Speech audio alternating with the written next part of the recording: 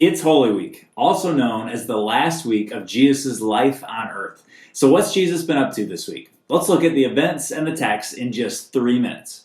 Holy Week starts with Palm Sunday.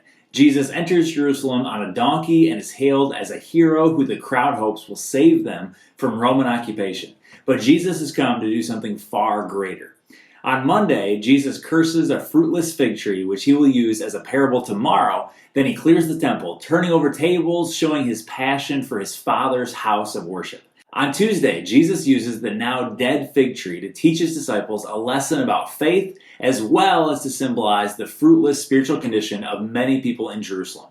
Jesus then goes to the temple and spars with the hypocritical religious leaders. He tells several parables and concludes his teaching that day in the temple with 7 woes to the religious leaders, calling them out for their failure to rightly teach and shepherd God's people. Just before leaving the city, Jesus laments the spiritual condition of Jerusalem. Outside the city, Jesus delivers his famous Olivet Discourse teaching about the end times. On Wednesday, Jesus continues to teach the truth in the temple while the religious leaders plot how to kill him. And Judas comes to them with a proposal to betray Jesus in exchange for money. On Thursday, the 7-day Feast of Unleavened Bread begins at twilight. The feast is commanded in the Old Testament and celebrates God saving Israel out of slavery in Egypt.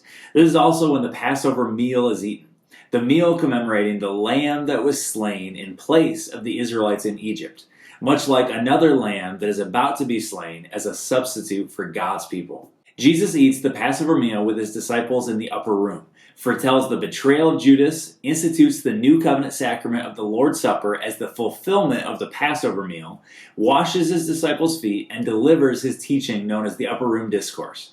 During this teaching, he commands his disciples to love one another. This is the reason we call it Maundy Thursday, because of the Latin word mandatum, for commandment. After the meal, Jesus and his disciples head to the Mount of Olives, where Jesus foretells that Peter will deny him and where Jesus prays in great distress while his disciples struggle to stay awake. The story of Friday begins still in the middle of the night and still in the garden. Judas betrays Jesus, who is now hauled into a series of trials. First, he's brought to Annas, the former high priest and father-in-law of the current high priest. Second, he's brought before Caiaphas, who is the actual high priest, and some of the leaders of Israel.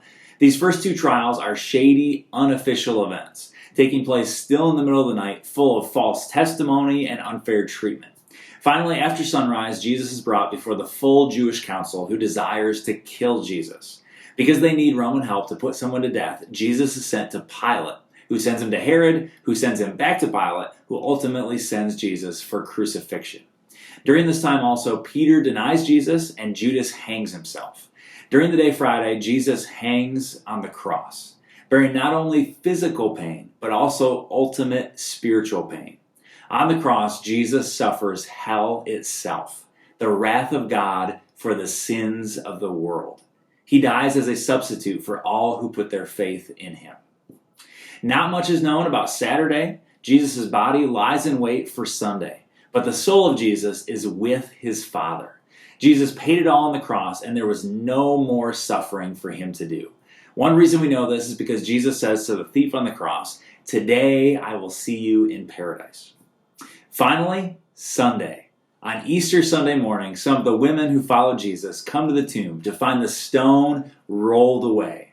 Jesus is risen. He is risen indeed. He has kept his promise. His sacrifice for the sin of the world has been accepted by the Father, and he has conquered the grave.